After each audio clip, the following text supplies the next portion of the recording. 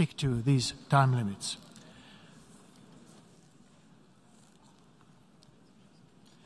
The Assembly will hear an address by His Excellency Sadir Japarov, President of the Kyrgyz Republic. I request the protocol to escort His Excellency. On behalf of the Assembly, I wish to thank the President and have the honor to welcome His Excellency Sadir Japarov, President of the Kyrgyz Republic, and to invite him to address the Assembly. Урматтуу төраға мырза, урматтуу делегация башчылары, урматтуу башкы катчы мырза, боордош Венгрияны Бириккен Улуттар Уюмунун башкы ассамблеясынын 77 сессиясынын төрагасы болуп, анын жогорку өкүлүнүн шайланышы менен чын жүрөктөн куттуктаймын. Урматтуу Чаба Көөреши мырзага ушундай маанилүү эл аралык кызматта албан ийгиликтерди каалаймын. Кыргыз Республикасы сиздерге ар тараптуу колдоо көрсөтүүгө дайым даяр экендигин билдиремин. Ушуну менен бирге Бириккен Улуттар Уюмунун башкы ассамблеясынын мурунку сессиясынын төрагасы урматтуу Абдулла Шахид мырзага дүйнөлүк коомчулук үчүн оор мезгилде талыкпай эмгектенгендиги, ошондой эле биздин өлкөнүн эл аралык демилгелерин дайыма колдогондугу үчүн ыраазычылык билдиремин. Урматтуу айымдар жана мырзалар, мындан 77 жыл мурда адамзаттын тарыхындагы эң айыгышкан экинчи дүйнөлүк согуш аяктагандан кийин Бириккен Улуттар Уюму түзүлгөн. Балким 1945 жылы Сан-Франциско шаарында уюмду түзүү боюнча эл аралык келишимге кол койгон Бириккен Улуттар Уюмунун негиздөөчү мамлекеттери согуштар, кыйроолор, ачарчылык, азап тозоктор биротоло токтойт деген ойдо болушкандыр. Мен андай деп ойлобоймун. Эгерде талаш тартыштарды жана пикир келишпестиктерди компромисстин жана ак ниеттүүлүктүн маанайында чечүү зарыл деген өз ара түшүнүшүү болсо, анда ар дайым ийгиликке жетишсе болот. Албетте, Бириккен Улуттар Уюмунун тарыхында көптөгөн маанилүү жеңиштер жана ийгиликтер болду. Чыр чатактар жана кагылышуулар дүйнөнүн ар кайсы аймагында ар кандай даражадагы ургаалдуулук менен болгонуна карабастан, Бириккен Улуттар Уюму моралдык авторитет болуп, тынычтыкты жана коопсуздукту сактоодо, адамдардын керектөөлөрүн жана муктаждыктарын камсыз кылууда маанилүү бириктирүүчү ролду ойноду.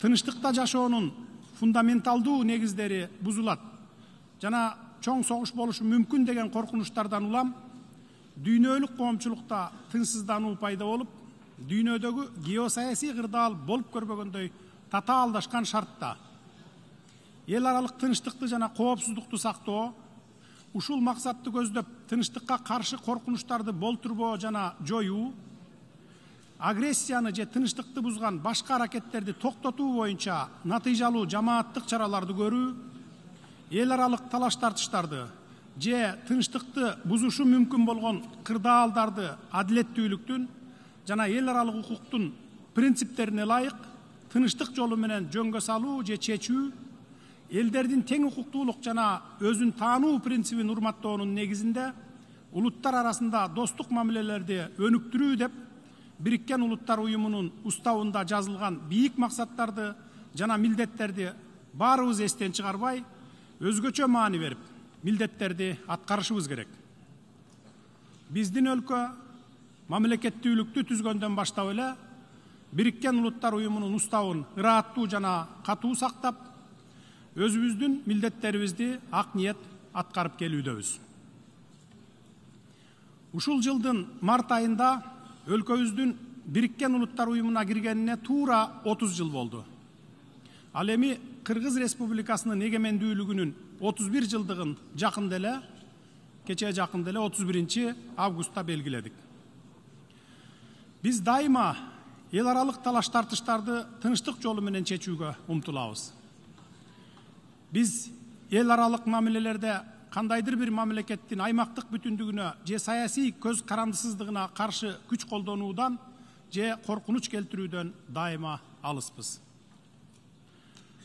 Өлкөбүздүн басып өткөн татаал жолуна көз чаптырып, Кыргызстандын көз карандысыз жана эгемендүү мамлекет, эл аралык коомчулуктун тең укуктуу жана жоопкерчиликтүү мүчөсү катары калыптанышына Бириккен Улуттар Уюмунун кошкон көп кырдуу салымын абдан жогору баалайбыз. Саясий, коомдук жана жарандык институттарды калыптандырууда, демократияны чыңдоодо, рыноктук экономиканы өнүктүрүүдө Бириккен Улуттар Уюмунун колдоосун жана жардамын элибиз эч качан унутпайт. Өзүнүн эгемен мамлекетин түзүү жөнүндө Кыргыз элинин кылымдардан бери келе жаткан асыл максатын ишке ашырууга чын ыкластан жана жан дили менен жардам берген Бириккен Улуттар Уюмунун системасынын бардык жетекчилерине жана кызматкерлерине айкөл элибиздин жана жеке өзүмдүн атымдан терең ыраазычылык билдирем. Сиздерге чоң рахмат. Урматтуу төрага мырза, учурдан пайдаланып, ушул бийик трибунадан дүйнө коомчулугунун назарына Кыргыз-Тажик чек арасындагы кырдаалдын кезектеги курчушуна байланыштуу соңку окуяларды эске алып, өлкөбүздүн түштүк чек арасында түзүлгөн жагдайларды билдиргим келет. Адегенде тарыхка кыскача токтоло кетейин. 1991 жылдын декабрында Советтер Союзу тарагандан кийин талаштуу аймактар жана чек ара көйгөйлөрү келип чыккан. Алардын айрымдары ушул күнгө чейин жөнгө салына элек. Совет Кытай чек арасынын бүткүл периметри боюнча 20дан ашык талаш жер болсо, анын ичинде Кыргызстанда 5 талаш жер болгон.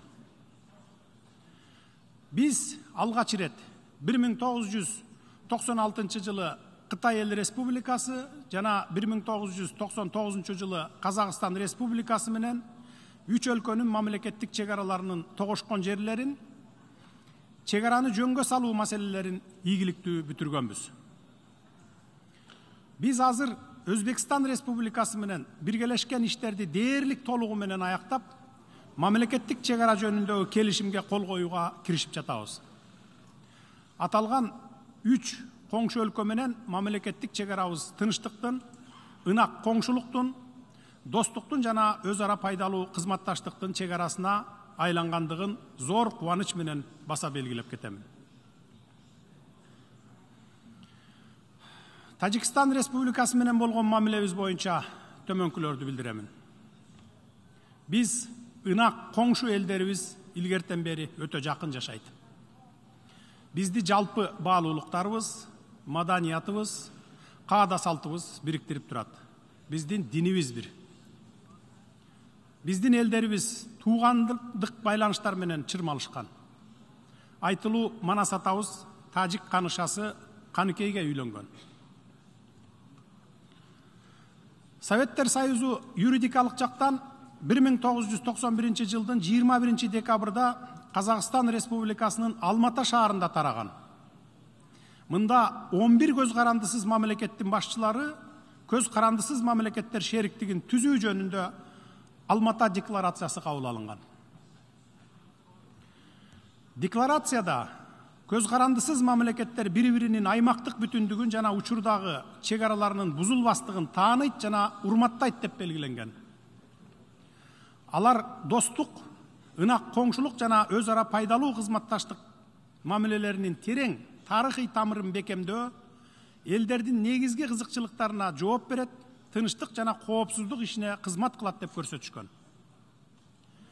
Өлкөлөр жарандык тынчтыкты жана улут аралык ынтымакты сактоо үчүн өзүнүн жоопкерчилигин сезет деп жазылган. Бул юридикалык документке көз карандысыз мамлекеттер шериктештигинин 11 мамлекетинин президенттери, анын ичинде Тажикстан Республикасынын президенти да кол койгон. Андан кийин 1994 жылдын 15 апрелинде көз карандысыз мамлекеттер шериктештигине катышкан мамлекеттердин суверендүүлүгүнүн, аймактык бүтүндүгүн жана чек араларынын кол тийбестигин сактоо жөнүндө Москва декларациясында дагы бул принципти Тажикстан президенти Эмомали Рахмон өзү да ырастаган, кол коюп макул болгон. Бирок азыр ал принциптен тайып жатканы өкүнүчтүү. Ал Тажикстандагы кандуу жарандык согуш аяктагандан кийин 1998 жылы биринчи расмий иш сапарын Кыргыз Республикасына жасаган. Кийинчерээк Кыргыз Республикасы менен Тажикстан Республикасынын ортосундагы эки тараптуу мамлекеттер аралык эки келишим 1996 жылдын 12 июлундагы мамлекеттер аралык мамилелердин негиздери жөнүндө келишим жана 2004 жылдын 26 майындагы ынак коңшулук жана өнөктөштүк мамилелер жөнүндөгү келишим түзүлгөн. Эки келишим тең Дүйшөмбү шаарында кол коюлгандыгын белгилеп кетким келет. Урматтуу төрага мырза, эки мамлекеттин ортосундагы чек ара маселелерин жөнгө салуу боюнча иш башталгандан тартып, Кыргыз тарап дайыма өзүнө алган эл аралык милдеттенмелерге, анын ичинде эки тараптуу милдеттенмелерге ылайык иш жүргүзүп, өз ара пайдалуу компромисстерди сунуштоого аракет кылып, конструктивдүү маанайдагы сүйлөшүүлөрдү жүргүзүп келебиз. Белгилей кетсем, 2021 жылдын апрелинде Тажикстандын куралдуу күчтөрү биздин аймагыбызга негизсиз эле масштабтуу агрессия жасады. Анын кесепетинен 36 жараныбыз курман болуп, олуттуу материалдык зыян келтирилди. Кыргыз калкымдын сынына кабылсам дагы, ортолук аянтта жолук деген талаптарды коюп турушту. 2021 жылдын июнунда Дүйшөмбү шаарына учуп барып, чек ара боюнча өз ара пайдалуу чечимди табууга аракет кылып, президент Рахмон менен жолугуштум. Элим үчүн мен сүйлөшүүлөргө ошол күндөгүдөй 10 саат эле коротпостон бул маселени биротоло чечүү үчүн канча болсо да убактымды дагы деле коротууга даярмын. Албетте кандай чечим болсо дагы өз ара эки тарапка пайдалуу чечим болуш керек. Ал эми ушул жылдын 14, 15 жана 16 сентябрында Кыргызстандын түштүгүндө масштабтуу аскердик кагылышуу болгондугун терең кайгыруу менен кабарлайм. Мурда сүйлөшүлгөн бардык макулдашууларга карабай, тажик тарап Кыргыз-тажик мамлекеттик чек арасынын бардык периметри боюнча чек аралык жана жарандык объектилерге чабуул жасады. 140 миңге жакын жараныбыз чек арага жакын калктуу конуштардан эвакуацияланды. Аларга керектүү жардамдар көрсөтүлүп жатат.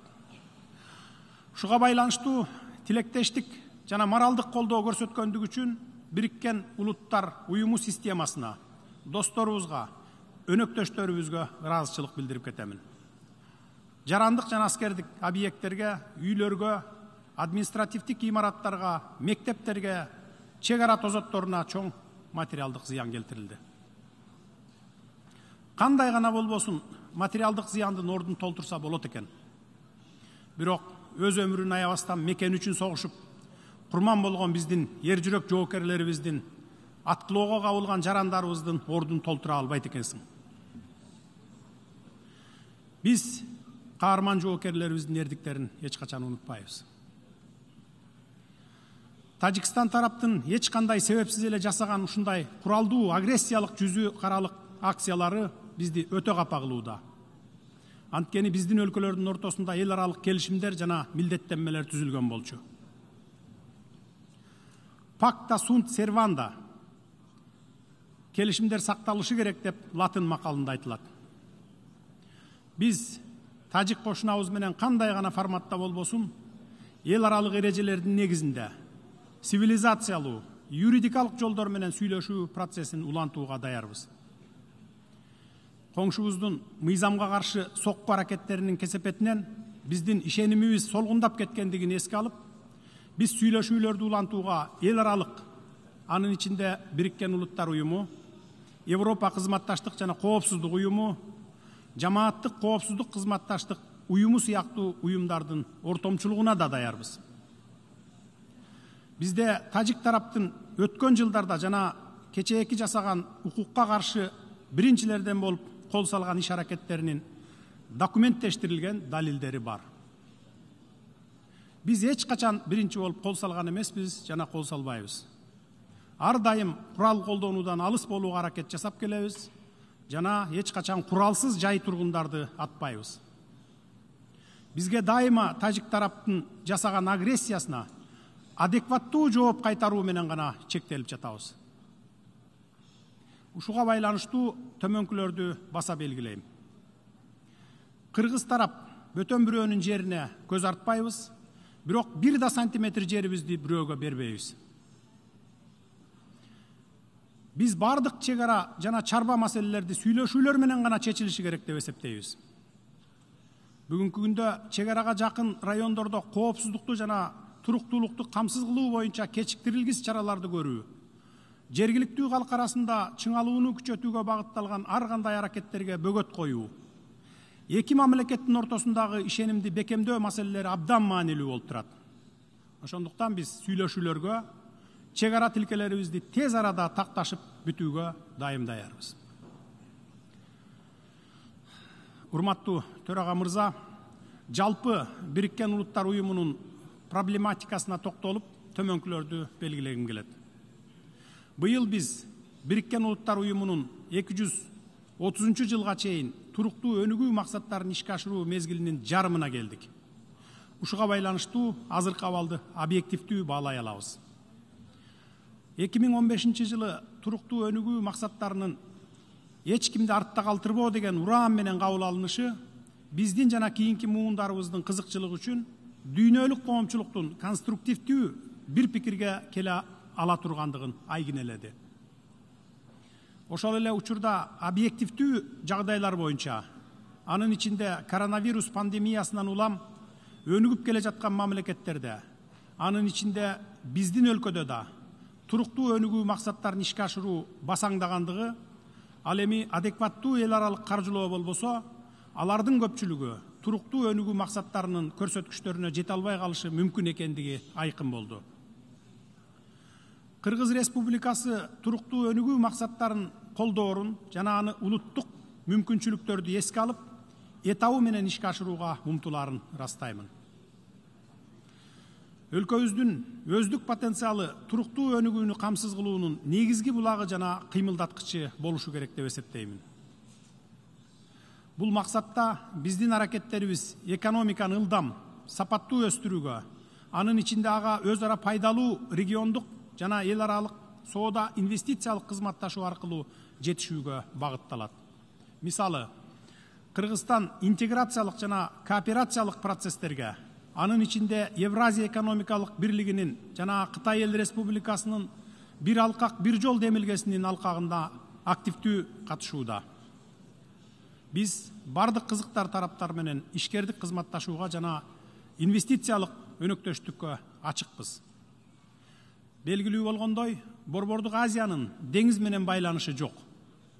Ушуга байланыштуу Кытай, Кыргызстан, Өзбекстан темир жолун куруу маанилүү региондук долбоор болуп саналат. Аны ишке ашыруу Улуу Жибек жолунун каттамында жайгашкан Борбордук Азия үчүн эл аралык соода инвестициялык, транзиттик жана туристтик мүмкүнчүлүктөрдү кеңейтет. Жүргүзүлүп жаткан саясаттын алкагында жашыл, санариптик жана креативдүү экономиканы өнүктүрүүгө артыкчылыктуу көңүл бурулат. Өлкөдө жашыл экономика локомотиви болгон гидроэнергетика тармагы активдүү өнүгүүдө, чакан жана орто кестер пайдаланууга киргизилүүдө. Эң ири камбарата кесин курууга биздин ынак коңшуларыбыз Казакстан жана Өзбекстан катышат. Анткени бул регионду энергетика менен камсыз кылууну бекемдейт жана суу ресурстарын пайдаланууну оптималдаштырат. 2 ай мурда Чолпон Ата шаарында Кыргызстандын төрагалыгы менен Борбордук Азия мамлекеттеринин башчыларынын 4-үнчү консультациялык жолугушуусу болуп өттү. Ал өз ара биримдик, түшүнүү, ишеним жана колдоо бар экенин көрсөттү. Чолпон Ата шаарындагы 21-чи кылымда Борбордук Азияны өнүктүрүү максатында достук, ынак коңшулук жана кызматташтык жөнүндө келишимге тараптардын кол коюусу мамлекеттер аралык алакабыздын жаңы барагын ачат деп ишенемин. Биз ушул форматтагы ишти улантууга даярбыз. Урматтуу башкы катчы, урматтуу айымдар жана мырзалар, сөзүмдүн аягында Kırgızstan adamzattın aldında payda olup duruuçu çakırıktарды çeçүүгө Birikкен Ullutlar Uyumunun müçö mamleketteri tarabынан ыйгарым укук берилген бирден бир универсалдуу түзүм катары Birikкен Ullutlar Uyumun бекем колдойт деп ишендиремин. Birikкен Ullutlar Uyumu өзүнүн бардык функцияларын тийиштүү түрдө аткара берет жана мүчө мамлекеттерге маанилүү глобалдык көйгөйлөрдү чечүүдө жана терс көрүнүштөрдү жеңүүдө көмөк көрсөтөт деп ишенемин.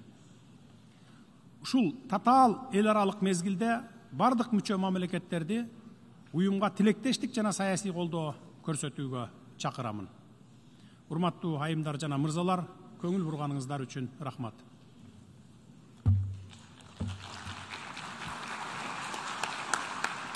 On behalf of the Assembly, I wish to thank the President of the Kyrgyz Republic for this